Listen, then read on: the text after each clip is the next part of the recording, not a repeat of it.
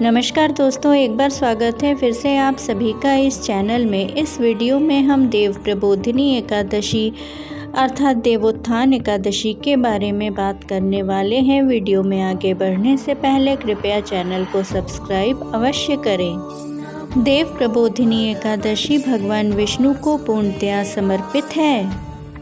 देव प्रबोधिनी एकादशी के दिन भगवान विष्णु अपने शयन से जाग जाते हैं और क्षीर सागर से बाहर आ जाते हैं। देव प्रबोधिनी एकादशी के दिन भगवान विष्णु के जागने के पश्चात सभी शुभ कार्य जैसे शादी, विवाह, मुंडन संस्कार, नामकरण संस्कार, गृह प्रवेश आदि कार्य शुरू हो जाते हैं। देव प्रबोधिनी एकादशी के दिन ही तुलसी विवाह का आयोजन किया जाता है। प्रबोधिनी एकादशी को समस्त पाप विनाशिनी एवं मुक्ति देने वाली एकादशी कहा जाता है। पुराणों में लिखा है कि इस दिन के आने से पहले तक गंगा स्नान का महत्व होता है। इस दिन व्रत रखने का पुण्य कई तीर्थ दर्शन, 1000 अश्वमेध यज्ञ एवं 100 राजसूय यज्ञ के तुल्य माना गया है। इस दिन का महत्व स्वयं ब्रह्मा जी ने नारद मुनि को बताया था। प्रबोधिनी एकादशी का व्रत करने से कई जन्मों का उद्धार होता है एवं बड़ी से बड़ी मनोकामना पूरी होती है। इस एकादशी पर भगवान विष्णु का शयन काल समाप्त हो जाता है और पुनः वे पृथ्वी लोक की बागडोर अपने हाथों में ले लेते हैं।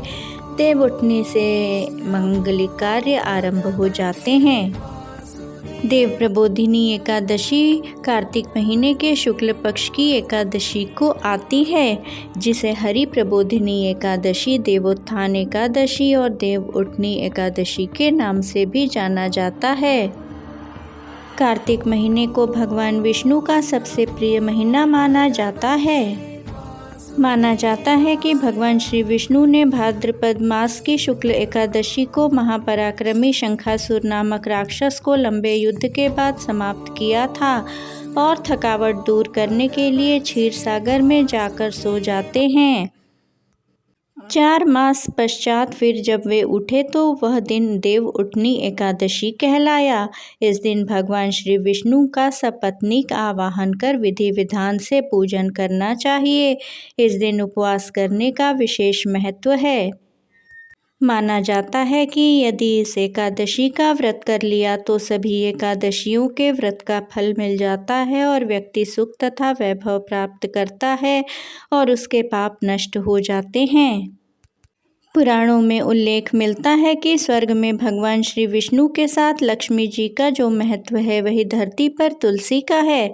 इसी के चलते भगवान को जो व्यक्ति तुलसी अर्पित करता है उससे वह अति प्रसन्न होते हैं। बद्रीनाथ धाम में तो यात्रा मौसम के दरमियान श्रद्धालुओं द्वारा तुलसी की करीब 10,000 मालाएं रोज चढ़ाई जाती हैं। इस दिन श्रद्धालुओं को चाहिए कि जिस गमले में तुलसी का पौधा लगा है उसे गेरू आदि से सजाकर उसके चारों ओर मंडप बनाकर उसके ऊपर सुहाग की प्रतीक चुनरी को उड़ा दें। इसके अलावा गमले को भी साड़ी में लपेट दें और उसका श्रृंगार करें। इसके बाद सिद्धि विनायक श्री गणेश सहित सभी देवी देवताओं और श्री शालिग्राम जी का विधिवत पूजन करें। एक नारियल दक्षिणा के साथ टीका के रूप में रखें और भगवान शालिग्राम की मूर्ति का सिंहासन हाथ में लेकर तुलसी जी की 7 परिक्रमा कराएं। इसके बाद आरती करें। कहते हैं भगवान श्री कृष्ण की पत्नी सत्यभामा को अपने रूप पर बड़ा गर्व था। वे सोचती थी कि रूपवती होने के कारण ही श्री कृष्ण उनसे अधिक स्नेह रखते हैं।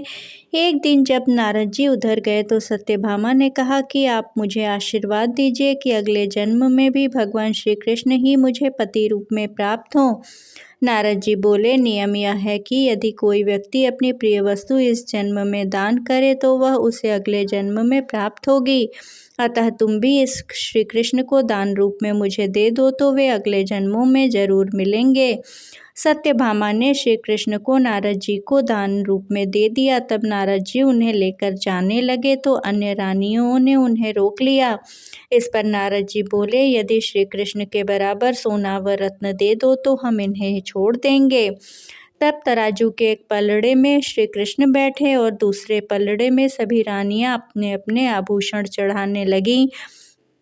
पर पलड़ा टस से मस नहीं हुआ। यह देख सत्यभामा ने कहा कि यदि मैंने इन्हें दान किया है तो वार भी लूँगी। यह कहकर उन्होंने अपने सारे आभूषण चढ़ा दिए, पर पलड़ा नहीं हिला। वे बड़ी लज्जित हुईं। सारा समाचार जब रुक्मिणी जी ने सुना तो वे तुलसी पूजन करके उसकी पत्ती ले आईं। उस पत्ती को पलड़े पर रखते ही तुला का वजन बराबर हो गया। नारद जी तुलसी दल लेकर स्वर्ग को चले गए। रुक्मिणी श्री कृष्ण की पटरानी थीं।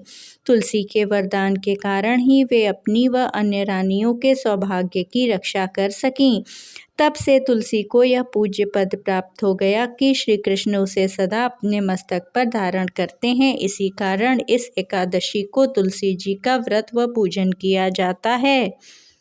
इसीलिए देव प्रबोधिनी एकादशी के दिन तुलसी विवाह किया जाता है।